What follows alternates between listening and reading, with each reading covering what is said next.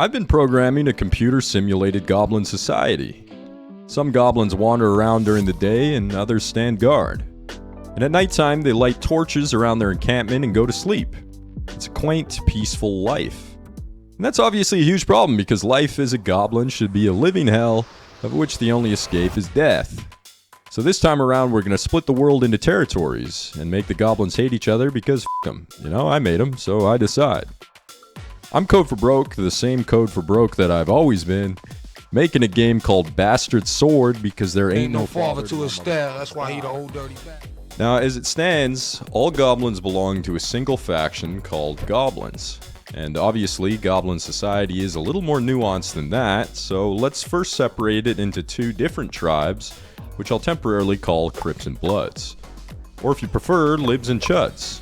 The names aren't really important for now, but feel free to suggest better names if you have them, although I think mine will be tough to beat. The current implementation, our procedurally generated world simply places some homes randomly in each chunk and stuffs it with a freak for every available bed. Instead, we want to designate individual chunks as being primarily controlled by one of our aforementioned tribes, leaving most other chunks devoid of a goblin presence entirely, and some with a thick, vascular goblin density. The first step is to generate some metadata with the world chunks we can use to make decisions for allocating factions. For each type of prop, we'll assign it a classification based on type, which we total within the chunk, creating a pseudo-resource density. We'll also throw in things like height variability to get an idea of the terrain, and later, of course, this information will expand as we introduce things like biomes. I created this debug display that shows these values when a chunk is selected in the editor. And now we can use those values to generate a faction-specific appeal for each chunk, which they'll use to determine where to start and where to expand. It works like this. First, we select the tribe's origin by evaluating each chunk for its appeal. For now, I have their preferences set to a low forest density and low height variability, favoring a sort of plains look. I made all of this configurable with some faction preference data in the editor, so any additional faction can be added and configured with very little effort. We'll provide a starting population in the editor as well, but we can later derive that value when we're generating the world's history. Next, we'll fill the selected origin chunk with a capital city. For the goblins, it's these currently empty fortresses, but the algorithm used to generate the cities can also be provided by the faction. So changing it in the future won't cause us any trouble, and it lets us give more variety to each faction rather than a simple model swap. Placement will consume an appropriate amount of the provided population and then expand to the most appealing nearby chunk when the current one reaches the maximum population allowed in a single chunk, a value which we also provide in the editor. This process repeats until the population goal is reached. Here we can see what that looks like with a target population of 25, 250, and 1,000. You can see with a population of 1,000, the goblins are eventually forced to expand into a forest near their capital, despite not being their preferred landscape. And this is because all other more appealing chunks nearby had already been occupied. Meanwhile, the second tribe will do the same thing, avoiding chunks occupied by the other tribes when they claim their territory.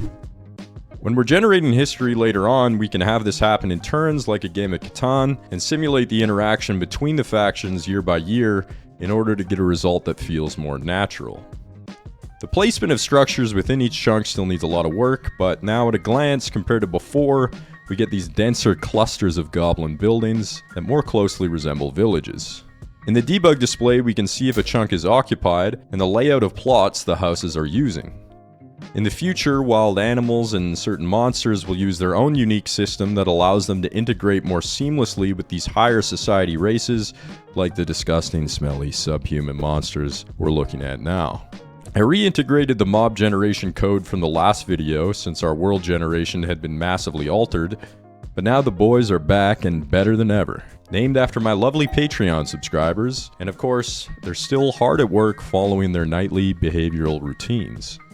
The next step was a big refactor of factions, separating them into templates and actual game instances so their allegiances and populations can change through gameplay. This is the point where I had to take a major detour before I could confidently work on the goblin-on-goblin violence we all so desperately crave. Right now, the world chunks are saved and loaded to let the game world stream as the player moves through it. This means that any time we play the game, we're changing the world in the process, and this was never the intention. Instead, a game's save should be independent of the world, so multiple save files don't have to generate their own world each time if they don't want to. And it also opens up the possibility of a pre-built world in the future. This meant I had to introduce saved game files. Everything prior to this was simply saved with the world, but now the change in factions and the player character can be tracked, along with the in-game time of day and all the other information you'd expect a game to save. This was actually a pretty massive undertaking to refactor. There was a lot of code that I had to change to ensure the game still ran properly when launching in the editor, since it's not loading a saved game like it would through regular gameplay. I also added a page to my godforsaken title screen UI for loading and deleting saves. And while I was at it, I went ahead and added race selection to the character screen as well. Don't worry about the rest of this now ancient page. The character creation is going to function entirely differently than what I had in mind when I implemented this years ago. But yes, you can play as a goblin if you really want to subject yourself to a nightmare like that. For now, I'm just starting the player in the furthest corner of the map, but later on the player's selected character origin and race combined with the data from the generated world will determine their starting location. And finally, the option to save and quit in the main menu during gameplay. I think if I had this UI finalized, it might actually feel like a video game instead of a tech demo now. With all of this in place, it was time to tackle some interactions. I added another faction generation preference that favors being close to a certain quadrant of the map. This lets me force the world generation to place the opposing factions nearer to each other for testing purposes, but could theoretically be used in production too. Then, I assemble and store territory information with the factions so it can be referenced later. And these are things like the location of the dwellings, the total population, and all of their globally unique mob IDs, which we can use to look up the actual mob spawn during gameplay. The last half of this video explains that concept in more detail, if you're interested. All of this is to say that we can now issue commands to our entire tribe, or a subsect of them. Like, for example, the sudden urge to march directly at the enemy and massacre all of them. Let's give these guys, my Patreon subscribers, names so we've got a little stake in the game, and watch the beauty of nature take place.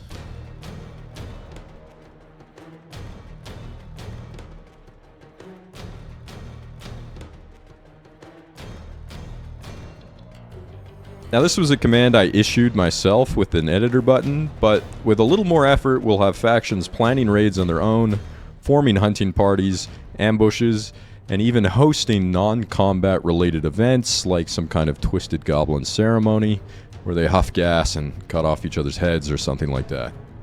I'm f***ing bald now. Peace out, everybody. It's a marathon, you bastards!